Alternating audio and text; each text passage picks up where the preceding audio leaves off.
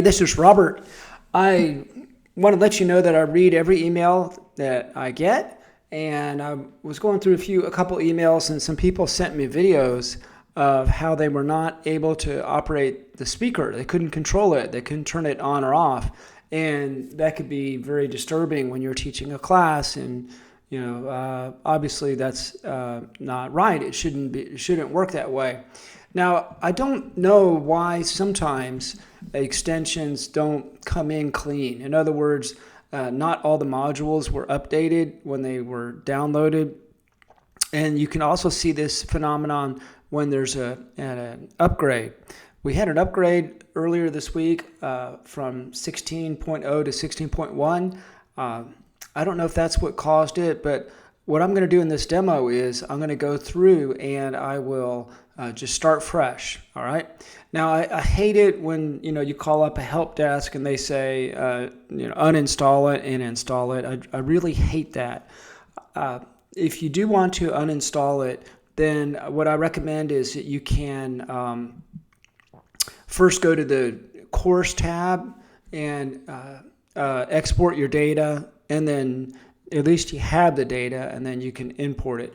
But I'm going to go through this demo just fresh. I'm going to go ahead and pretend that I don't even have it, and let's just see what happens. So I'll say Google Meet breakout rooms, and then we'll go here, and then we'll add it.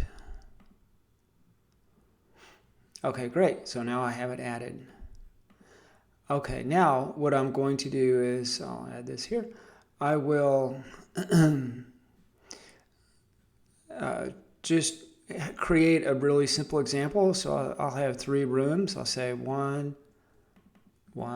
2, 3. I'll click save and get the automatic links.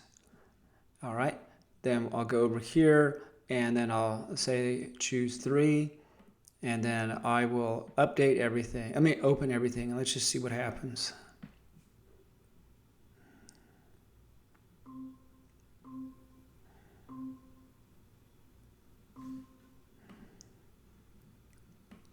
Okay, everything came in clean. Now, before I did this video, I ran the same exact example. I started fresh and downloaded it, created these classes.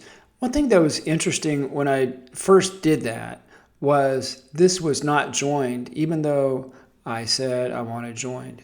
However, when I ran it again, it did work. Things like that, I wish I had an explanation for, but I don't. It seems to be working fine here, so I'm going to go click to the right. Okay, I'm in room 1, and I can control it with the control panel on the speaker, and then I click here and it's working, and I can even click here. It's working. All right, everything's fine. Turn that off. Turn it on. Microphone, video. Okay, let's go to the next one. All right, and then we'll go to the main room. Okay, so everything seems to be working fine. Now, I want to share with you a technique you can try. If you find that your extensions aren't working, or you get some unusual, odd behavior, it's misbehaving, let's say. If your school allows you to do this, to go to your extension tab, then you could do some things here. So on your Chrome browser, you can go to the extension tab. Click on that. All right, now I'm going to find the one I have here. What I'm going to do is I'm going to focus in on this slider. I'm going to turn it off. I'm going to wait a second. I'm going to turn it on again. All right, that usually works pretty well for me, and that resets it. So I didn't lose any data by doing that.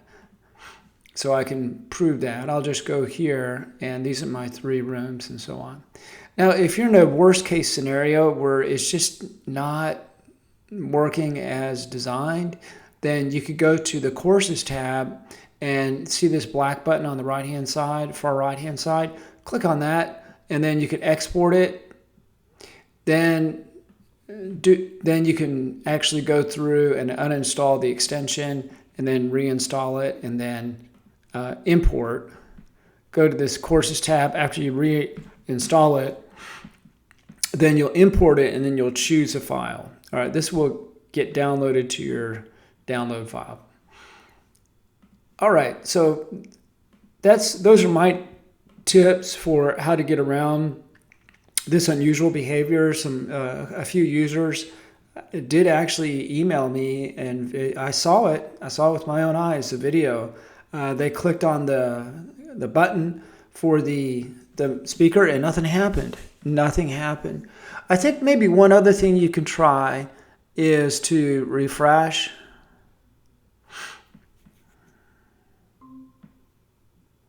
I'm going to summarize here at the end just to make it really clear what my recommendations are.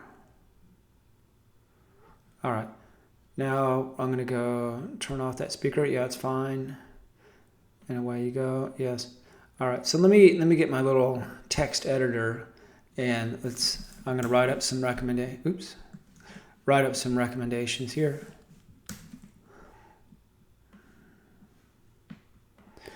Let's see, what can I do if the extension is not behaving properly? I will also include this as an FAQ in the help. Let's take a look. I don't remember if I included that. Oh, yes, I did. Why is it not working properly? Let's take a look. I probably need to do some more. I do tell you some things here. It could be because of a version update. I say deactivate. I probably will put this in bullet form. It's a little bit easier to see that way. But let me just say here. If it's not behaving properly, then go to the Chrome browser, and then go to the window menu, and then go for extensions, and then slider off, wait 2 seconds, slider on. Now you have to wait exactly 2 seconds. No, I'm just kidding. Just wait a little bit. Just wait a little bit. Okay. All right. All right. So that's one option, and that's called deactivating. It's deactivating the extension, and this does not delete your data. That's one thing you could do. Another thing you could do is you could do a refresh. I would say do a refresh on the control panel. So you could say refresh the control panel. And how do you do that? You do a command or a control R. That should do it. And then you could also refresh the window.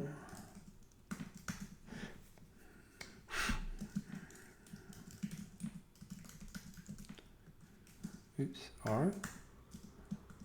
Okay. And I'm going to say one other thing you could do is give the extension an exercise.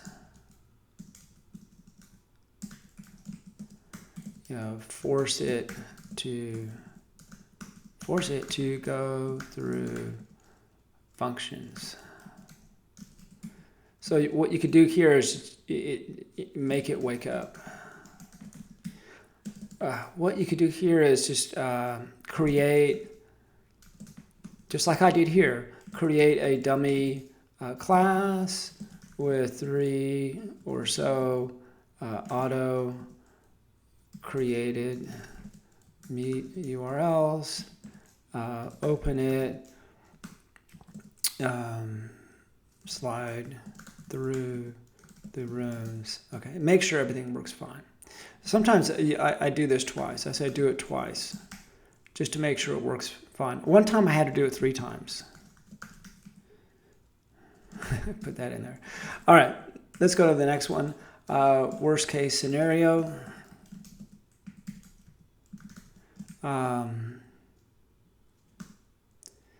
is to uninstall, install extension. Okay, here I'm going to say first, go to the courses tab, far right hand side black button for export the data. Okay, and then you would uninstall, and then you would install it, and then you can import your data, through the courses tab. That will export and import all of your data for the extension. All right, those are my recommendations. I hope it works for you. I hope these work for you. I did also experience some anomalies on version 16.0. I tried it out and I was like, whoa, what happened here? And I had to do some of these things. And I had to do this one right here. Okay, let me know if that works for you. That's about it. Version 16.2 is right around the corner. It's August 26th. I still need to do some more testing. And then I'm going to put together a brand new version 16.2 user's guide. And I like doing this. I want to create user guide videos for cases where I make a major change, because it's good for you, because just so much of the functionality has changed. And it's also good for me as a developer, because it forces me to go through all these steps to make sure that nothing unexpected happens. Like, for example, as a developer, you can say, oh, there's no way a change here in module A would affect something in module K or something like that. Just to give you an example, something that's really far away in the alphabet. A is very far away from K. But sometimes weird things happen. So I'm going to do that. I'm going to put together a user guide for you guys, for everybody. And so get excited about that. That'll be next week sometime. Okay, thanks a lot.